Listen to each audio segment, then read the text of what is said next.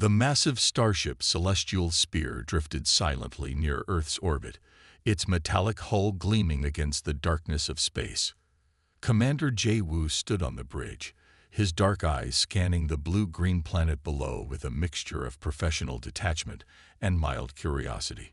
Around him, holographic displays flickered with data streams, translating planetary information into complex alien algorithms. Preliminary scans complete, Lieutenant Hyun-ki announced, his fingers dancing across translucent control panels. Biomass detected. Technological development. Primitive. Defensive capabilities. Minimal.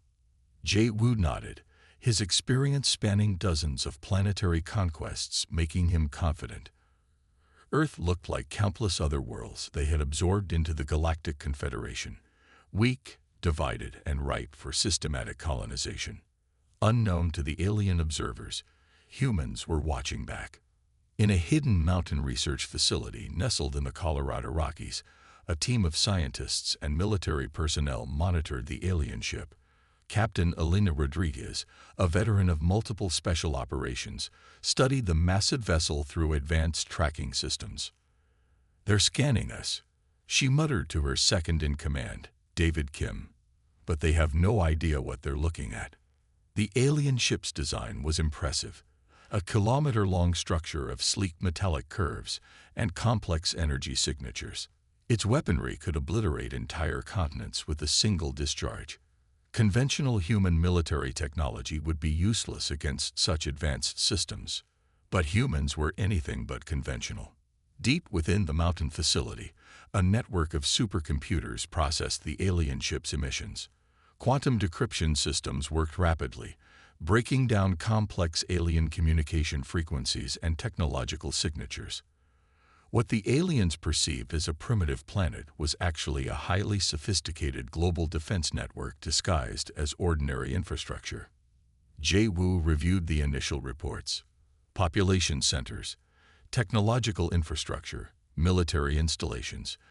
Everything appeared standard and unremarkable. The planet showed no signs of unified global defense mechanisms, just another routine planetary acquisition. "Prepare initial reconnaissance team," he instructed Hyun-ki. "Standard colonization protocol. We'll send unmanned probes first to assess ground conditions." Meanwhile, in various global command centers, military and scientific teams were already mobilizing. The alien presence had been anticipated for years. Hidden defense systems, developed through decades of classified research, were being quietly activated. The first alien probes entered Earth's atmosphere, their advanced sensors scanning terrain, atmospheric composition, and potential resistance points. They expected minimal challenge. They were wrong. As the probes descended, strange electromagnetic interference began disrupting their systems. What seemed like simple atmospheric conditions were actually sophisticated defense mechanisms. Each probe encountered unexpected resistance, not through direct confrontation, but through complex environmental adaptations. In the Amazon rainforest, a probe's sensors went dark after encountering rapid biological mutations. In the Siberian tundra, another probe's electronics mysteriously failed. Each landing site presented unique, unpredictable challenges that defied the aliens' computational models. Jay-Woo frowned as initial reports streamed in. Something was unusual about this planet. The data didn't match standard colonization profiles. Anomalies were appearing faster than his team could analyze them. "Recalibrate sensor arrays," he ordered. "Something isn't right." Earth looked peaceful from orbit. Cities twinkled like scattered jewels. Oceans reflected sunlight. Clouds drifted across continents. But beneath this serene exterior, a complex, interconnected defense mechanism was awakening. The aliens didn't realize that humans had been preparing for extraterrestrial contact for decades. Every seemingly ordinary system, communication networks, power grids, transportation infrastructure, contained layers of defensive capabilities. What the Galactic Confederation saw as a primitive world was actually a sleeping technological giant, waiting to be provoked. As the first reconnaissance teams prepared for deployment, No one on the alien ship understood the true nature of the planet they were about to encounter. Earth was not just a world. It was a complex, living system with humanity as its immune response. The invasion was about to begin, but the outcome was far from certain. The first wave of alien dropships pierced Earth's atmosphere like metallic daggers, their sleek hulls cutting through clouds with calculated precision. Commander Jaewu watched from the celestial sphere, expecting a swift, clean invasion. Thousands of alien troops prepared to land, their advanced combat suits gleaming with technological enhancements that had conquered hundreds of worlds. In the Colorado mountain base, Captain Elena Rodriguez tracked each incoming vessel. Her team had been waiting for this moment. Global defense networks came alive, not with traditional military might, but with something far more complex and unexpected. The initial landing zones were carefully selected: remote areas of Montana, Nevada desert, and isolated regions of Brazil. The aliens believed these locations would provide minimal resistance and allow for strategic expansion. Their first wave consisted of 5,000 elite combat troops, each equipped with energy weapons that could level entire city blocks in seconds. What they didn't understand was that humans had been preparing for this moment for decades. As the first dropships touched ground, strange things began to happen. In Montana, the soil itself seemed to resist. Sophisticated alien sensors went haywire. Electronic systems started failing in ways that defied computational logic. The ground seemed to shift, create interference, almost as if the planet was alive and actively fighting back. David Kim watched the initial reports stream in. "They're encountering unexpected resistance," he told Elena, "but not from human weapons." The alien troops found themselves struggling with environmental conditions that should have been simple to navigate. Humidity levels changed unpredictably. Electronic systems experienced random disruptions. Communication networks became unreliable. In the Brazilian landing zone, the first company of alien troops discovered that the rainforest was not just a landscape, it was a living, breathing defense system. Plants seemed to grow differently. Insects behaved in impossible patterns. The very ecosystem appeared to be fighting against the invasion. Commander Jaewu received the first distress signals. Something was wrong. These weren't typical planetary defense responses. The resistance was too organic, too unpredictable. "Recalibrate landing protocols," he ordered, but it was already too late. Across different landing sites, human response was swift but unconventional. No massive military formations, no traditional warfare. Instead, a networked, adaptive response that used every available resource. In Nevada, local communities that seemed isolated became unexpected resistance points. Farmers with agricultural equipment became impromptu defense teams. Communication networks that looked ordinary transformed into complex intelligence gathering systems. The aliens discovered that humans were not just a species. They were a planetary defense mechanism. Energy weapons that could destroy buildings encountered unexpected material responses. Walls absorbed energy. Ground redirected electronic signals. What should have been simple destruction became complex, unpredictable interactions. Military teams moved like liquid, using terrain, technology, and environmental conditions as weapons. They weren't fighting to defend territory. They were fighting to make the entire planet unlivable for the invaders. Communication between alien troops became increasingly difficult. Their advanced systems encountered interference that seemed to come from everywhere and nowhere. Local environments became active participants in the conflict. "This is impossible," Lieutenant Kun Ki muttered, watching system after system fail. The invasion was turning into something none of their computational models could predict. By the end of the first 48 hours, the alien confederation realized they weren't dealing with a simple planetary conquest.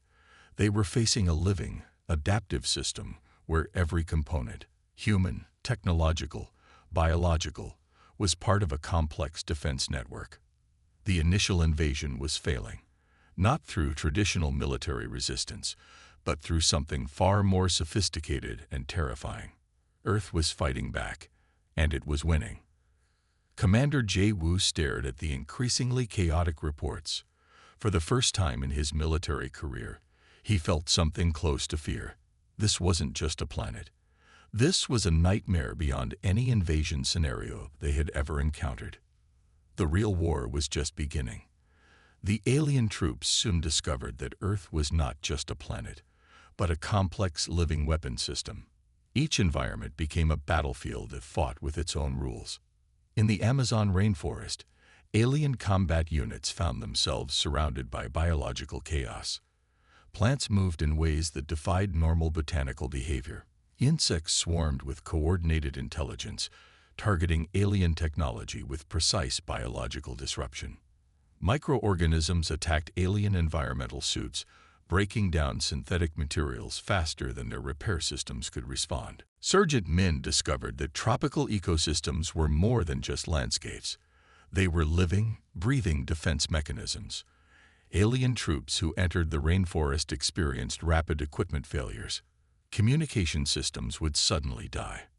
Protective suits would develop unexpected molecular weaknesses. The Sahara Desert proved equally hostile.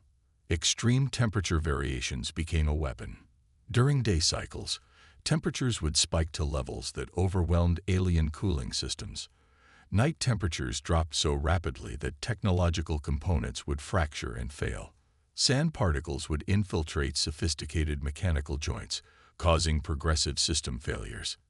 In the Arctic regions, alien troops encountered environmental conditions that seemed designed to destroy technological systems.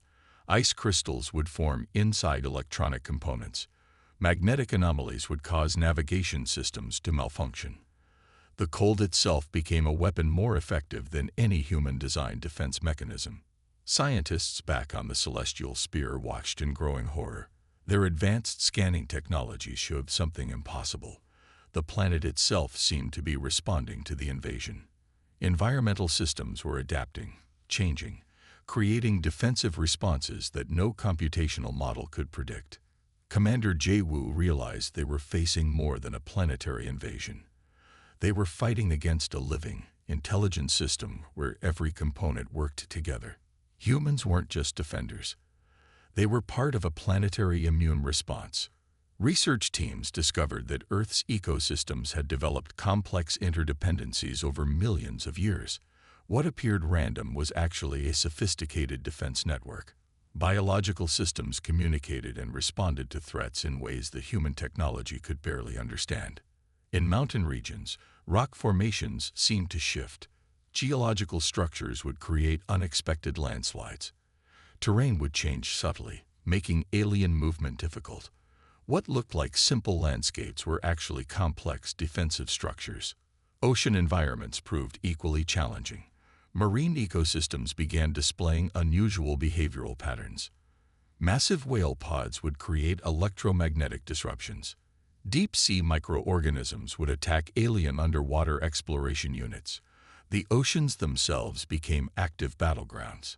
Alien troops found themselves fighting not just humans, but entire planetary systems. Every environment was a weapon. Every ecosystem was a potential threat. The invasion was turning into a nightmare of biological complexity. Communication between alien units became increasingly difficult.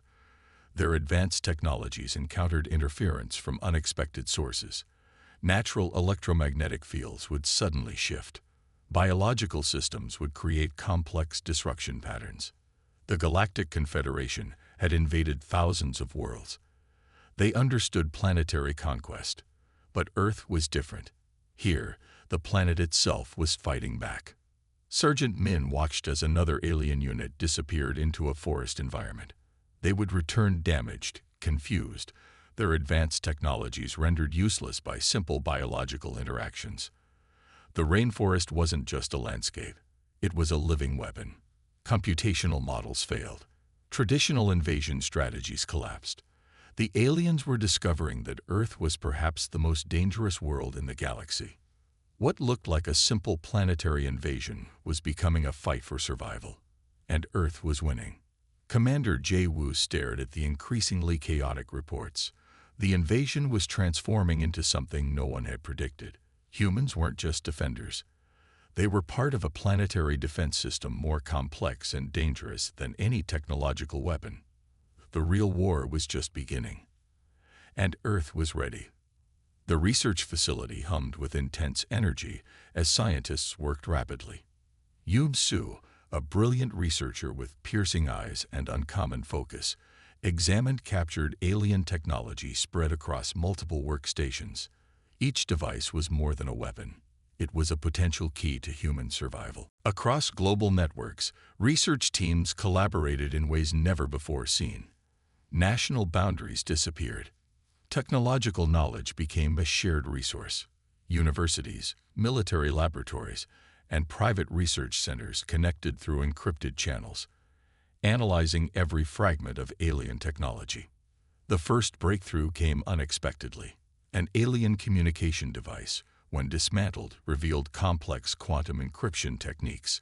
Within days, human scientists had not just understood the technology, but were already developing improved versions. What the aliens considered advanced, humans saw as a starting point for innovation.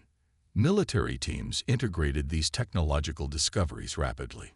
Conventional weapons were quickly modified. An energy rifle captured from an alien unit would be reverse engineered, its power source enhanced, its targeting systems completely reimagined. Humans didn't just copy alien technology.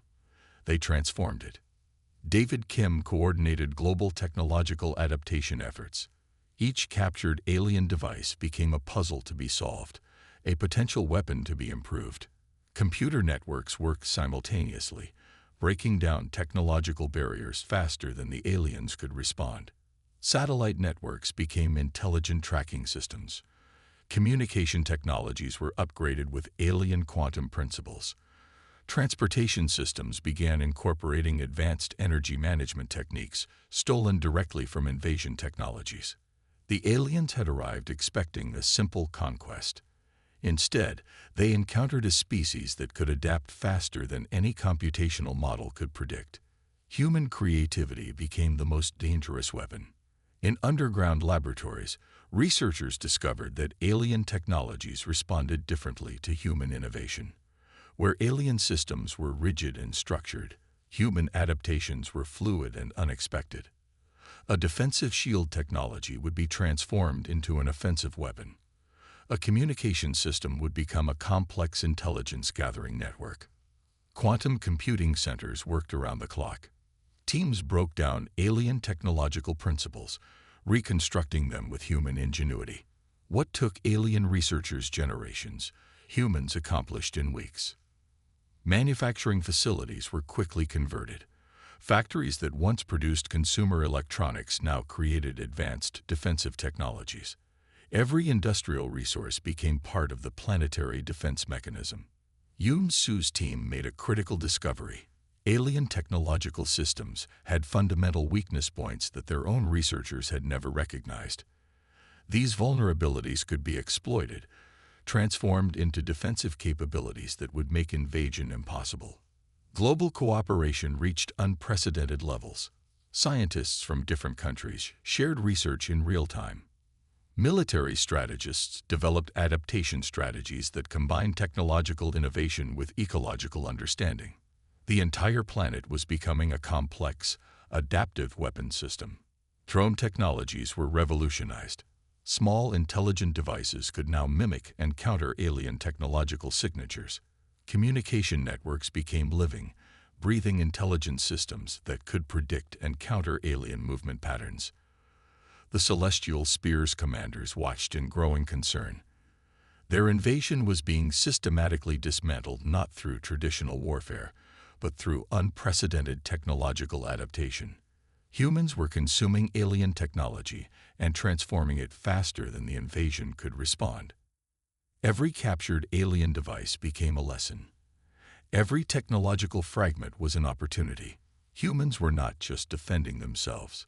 They were learning, growing, evolving at a pace that defied computational prediction.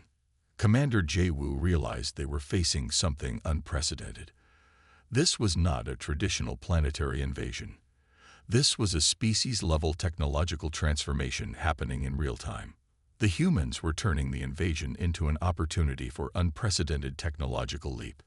What should have been a conquest was becoming a technological renaissance. Earth was no longer just a planet. It was becoming the most dangerous technological ecosystem in the galaxy. And the invasion was far from over.